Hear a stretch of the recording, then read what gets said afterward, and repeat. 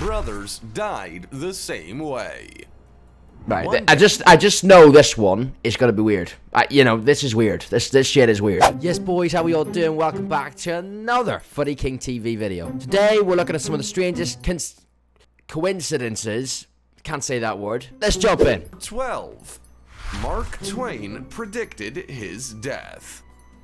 We What? can all predict our death, as in we know we're gonna die eventually, so we Yeah, can not the predict date. that we will. But then we wouldn't be talking about a coincidence, would we? American author Samuel Clemens, known in a professional capacity as Mark Twain, predicted the exact way in which he would die, or at least the circumstances around his death. Mark was born on... The fuck? I mean, the only way you could do that would be to actually do something serious, like commit suicide or something. That would be the only way you'd know you're in your own head what you're doing. Okay. November 30th, 1835, the day Halley's Comet crossed paths with the world. This event only happens every 17 years, so it was a monumental occasion. 74 years later, in 1909, Mark said he would die on the day Halley's Comet returns, stating that it would be just as he had entered the world alongside it. He was quoted as saying, "It will be the greatest disappointment of my life if I don't go out with Halley's Comet." The Almighty has said, no doubt. Now, here are these two unaccountable freaks. They came in together, they must go out together. And he wasn't wrong. On April 21st, 1910, Mark died of a heart attack the day after Halley's Comet reappeared. The day after, though. Hey, the day after. You said you wanted to do it on the day it came, not the day after. What kind of coincidence is that, man? That's a fraudulent coincidence right there. It's a fake. I thought he was going to say he did it on the day the thing came, the comet came. No, it's the day after. I mean, still, it's a little bit weird, but I don't know, man. I don't know. Number 11. Brothers died the same way. Right, I just know this one is gonna be weird. You know, this is weird. This shit is weird.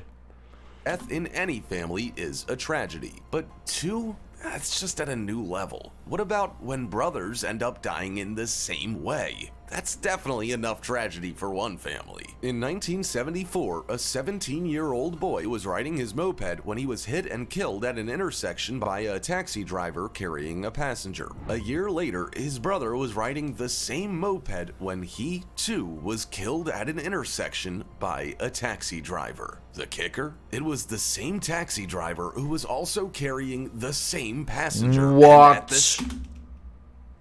No way he's gonna say the same intersection. No way. Same intersection. No, man. No.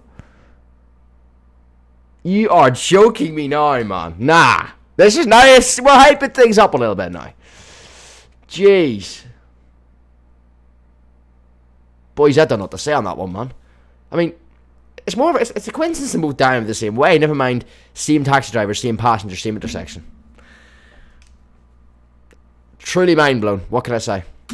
Both brothers, Erskine and Neville, were 17 years old when they died. The story appeared in a... See, that there is too much of a coincidence not to think that the taxi driver's doing something sinister. Just my thoughts. Just my thoughts. 1975 issue of the Royal Gazette and has been reprinted multiple times ever since. The problem is, the story does change depending on which version you read. Some reports state that the boys were twins, while others say 3 and 1974. Some sources even report it as a hoax. But when you consider the tiny landmass of the place it happened, Hamilton, the capital of Bermuda, and the small population, it's not as unlikely as it might seem. Number 10. That shit is weird. Separated cyclist escaped 2 plane crashes. Okay. When it's your time, it's your 2. time. And when it's not, it's not. One Dutch cyclist will be feeling like someone's watching over him after he managed to avoid being on Malaysia Airlines MH17 and MH370. both of which he had booked flights for. Martin de Jong was traveling around the world to compete for the Terengganu cycling team in Malaysia. He was due to travel on flight MH17, which was shot down over Ukraine, but decided to swap flights at the last minute. He realized it would be cheaper to travel via Frankfurt. Prior to that, he had also been booked to travel on the MH370 flight, which vanished in the Indian Ocean. He would be competing in a race in Taiwan, but decided to take a different flight that left an hour earlier and didn't have a stop stopover in Beijing. Martin is bound to be feeling a little spooked by the situation, especially as he had spoken to many people on the MH370 flight. Imagine that though, like, imagine having like two. See, you can't really call it two near-death situations because he hasn't actually experienced the near-death, but because he hasn't actually been on the plane. But I don't know. It's weird that though, man. Imagine having that, like you're experiencing two decisions, two life-saving decisions that you've made, and like in the last hour you've made them before you. So he was about to get in the flight, and then he goes on another flight. Both times, two separate times, by the way. Flight who have never been seen again. He said he was very sorry for the passengers and their families, but also very pleased he was not harmed.